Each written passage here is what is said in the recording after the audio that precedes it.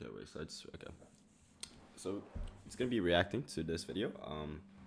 And I don't know. I don't think there's any problem. I mean, behavior in Valorant's hard. It's a hard thing to control. So let's just see. Let's just see how they manage to do it.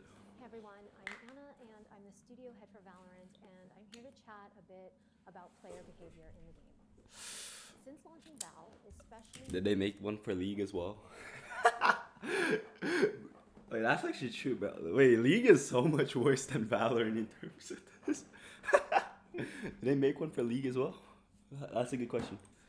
of voice comms, we've known that fighting in-game harassment is going to be both something we needed to prioritize and also would be one of the most challenging issues that we would face. The Valorant community isn't the nicest. Let's just put it that way. And we actually have been making a lot of progress, but having large global player communities presents unique challenges, evolving challenges. So we have to be ready and willing to re-examine things and hold ourselves accountable when things are not meeting our community's expectations. And that's exactly what we've been doing. I've spent the last couple of weeks reviewing player logs, looking at penalty escalation paths, discussing player behavior philosophies, seeing where they're working, and where we absolutely... Isn't this like a big controversy right now as well in like Twitter? It's fine. It's fine. It's not the first time I've had to do this. It will not be the last. It's important work, but it's not always easy work. I mean, it's nothing that a person can control, right? A parent and a caregiver and a team lead, and in almost every aspect of my life, I feel this deep responsibility to protect. You can't really control that. Like the only thing that you can do is like somehow make the make giving punishments like better for like people that commit like the certain like thing. Where if they talk if they talk bad or if they say like something offensive and that kind of stuff, the only thing that you can really do is better like find a way to better enforce like the punishment on that. You can't really control what other people say or maybe you can make like the punishment like worse. But other than that, I don't think it's gonna you're never gonna be able to completely solve that problem because at the end of the day, it's like human nature, and it's like something that like it's an external problem where you can't really control what other people are feeling. You just have to go along with it because it's like everybody has free will, so like they just kind of do whatever they would talk like what they would say what they want, and you know whether it's right or wrong. Some people are just like that. And this is no different. The responsibility of protecting our community of Valorant players is one I take very personally, and I can tell you that very often it can feel like I've failed in that responsibility. Player behavior is a complex problem space. Our systems cannot catch everything. They require constant attention and tweaking and improvement. Sometimes it has to be painfully manual, Yeah. or dependent on our players reporting things and our processes staying well. I mean, it's pretty good. Like a day or two ago, I reported like 3 players because there were like 3 stacking and they were just flaming like one kid on our team and like one person on our team, and so I was like, okay, well, that's just wrong. Like it's morally and ethically wrong. So I was like, okay, yeah, I'll report it because it was definitely going like too far. And like a day, maybe not even a day, like an hour, like 3 hours after, like 2 of them were already like punished, and then like the next day the other person got punished as well. So like it's not bad. Like it definitely is better than other games. Game changer. Takes longer than you want to work. All the things we say at Riot on the topic of player behavior are true. I want to assure you that Riot always taken this seriously. That's been true ever since we launched League of Legends. But at the end of the day, there are still... You can try, but there's too many League players. And it's hate or their whatever. League is League. You can't control that thing. Their computer screen. Like I feel like Valorant you can kind of control, but League is a different level. You can't control that player base. That player base is. I'm one of the players that have played League, so I know what it's like. The player base is uncontrollable. We take steps forward, but here's the part I can't shake. In almost all cases, someone gets hurt in the process of making these systems better. Too often, it takes someone experiencing the worst behaviors, something egregious, something painful, something threatening, for us to better understand. I definitely think some people like go too far when flaming somebody though. Like I definitely think like Valorant players go too far. But I also want to make sure that I say this out loud. We have no room for these types of behavior in our game or in our community. Valorant is a team game. It's better played as a team. The strats are better. All of it's better. When you tell someone to just mute comms to avoid harassment, you are essentially putting the harassed person in a position to not communicate, to compromise how they want to play the game, to accommodate you. Muting is a tool. I also think that people like if you're like, let's say you insta-lock Reyna. If you insta-lock Reyna and you're going bottom frag, then okay, I'm not saying you deserve to get flamed, but I'm saying if somebody says, oh, you're not providing value to the game, then you truly are not. That you truly are not providing value to the game like you should be, because the main purpose of Reyna. But let's say you're playing a Sky or a KO or even an Omen, and you're bottom fragging, but you're still putting out good smokes. You're calming well. You're keeping like a vibe up. You know, you're bringing up the morale of the team. Then even if you're bottom fragging, you're still bringing a good amount of value to the team. So it's like, and I feel like people, even if you're playing like a controller or a sentinel and you're doing your job and you're keeping up morale, people will just like talk bad about you because of your statistics based on like your KD, which sometimes for a lot of agents isn't the case. Like, sure, sometimes like a person might not be doing their job and have a bad KD, then that's like a different problem. But even then, you shouldn't like deserve to get harassed. But like, and people also, instead of like their first instinct, instead of like giving constructive criticism of what they can be doing, they just instantly jump into like telling them that they're doing everything wrong, but doesn't tell them what they should do instead. I think that's the main problem. There's no constructive criticism in Valorant. Who choose to use it, not something that is there to justify bad behaviors. Competitive games need to have room for banter. We believe this. Yeah, that should. And I do Like, if you're joking around, then it's all good, right? Because like you're joking around, but some people are not joking around. Sanitize gaming by over-addressing these issues. We have no interest in doing that. That's not what we're talking about here. But we do believe that a person should not be in a position to have to grow a thicker skin or whatever other unhelpful suggestions have been thrown out there just to avoid threats of violence or literal hate speech.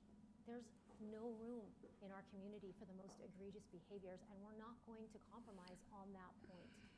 If you need to make truly evil statements under the guise of regular shit talk to enjoy gaming, then please play something else.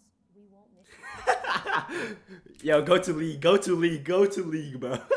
That's literally what dude. That's the best part about Riot, bro. Like, if you're talking trash in Valorant and they don't want you, just go to league. Like, go to another Riot game, because that place you can say whatever you want. They don't, like, league players don't care.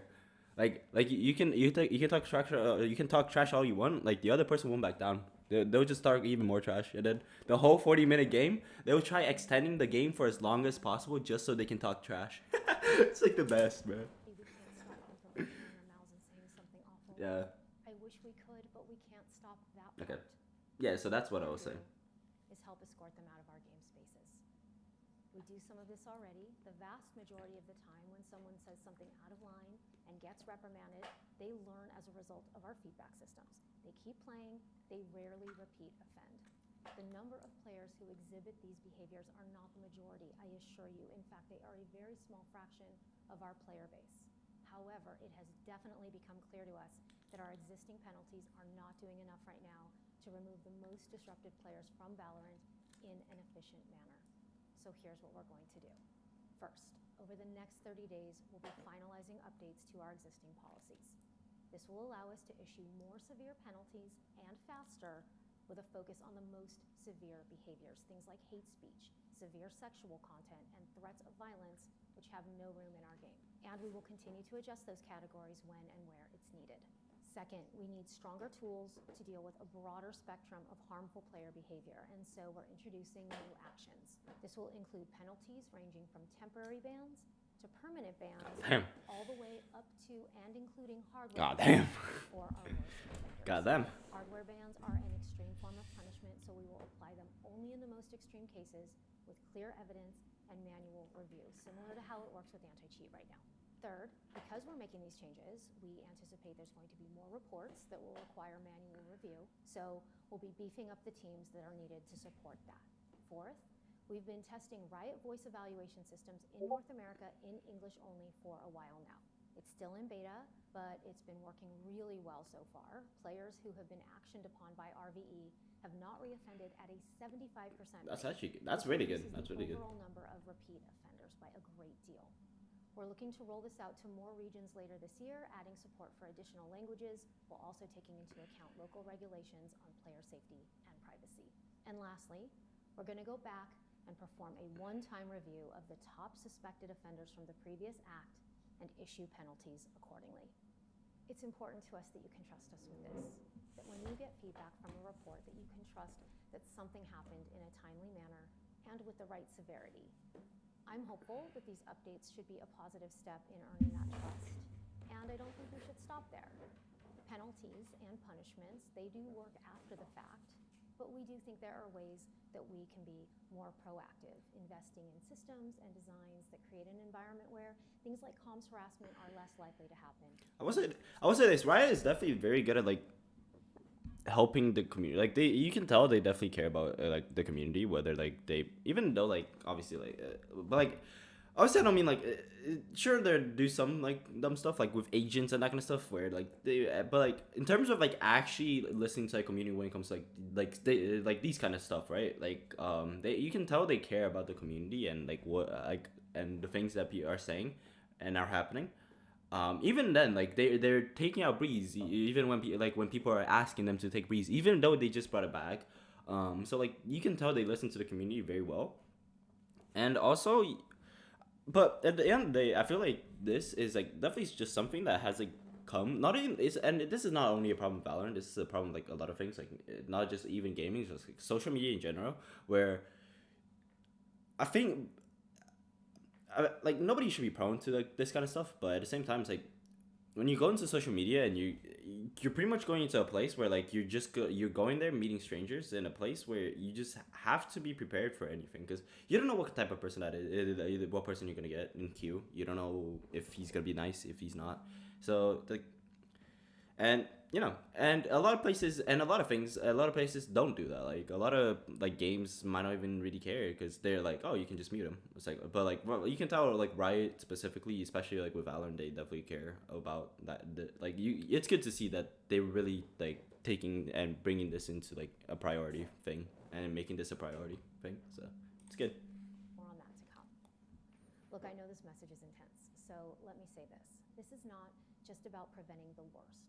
The goal is to make it so that the people who want to play Val are able to love playing Val. All right, now that's a different topic, though. No, like sure this can help, but that's just a different topic. Cause love, it's like, does anybody like playing Valorant?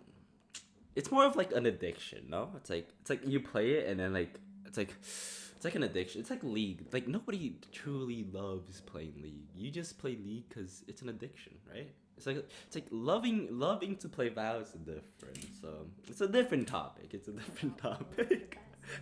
It's about ensuring that people can share in the joy of the matches won and the tough losses and the amazing feeling of Paper X won, so I'm not too mad. Pretty happy. I'm definitely enjoying the match. We're on this journey together, and despite the challenges, I know that the future we're building is bright and worth every effort. Thank you, everyone. Yeah, I mean, okay, yeah. I mean, they're pretty much doing what I said at the beginning. They're making more punishments, and they're also providing a way in which they can enforce the punishments faster. Cause and it's good that they realize that they won't actually truly be able to 100% fix things, cause you know there's always gonna be people. You can't really control what people think or what people say. You know, you can just hope that the punishments that you provide will be enough to either stop them from doing it, and if not, then you know just permanently taking them out of the game. Then I think it's good that they realize what they need to do, and you know it's good to see that they're already working on it. So yeah, but yeah, that's it. I guess it was a good video.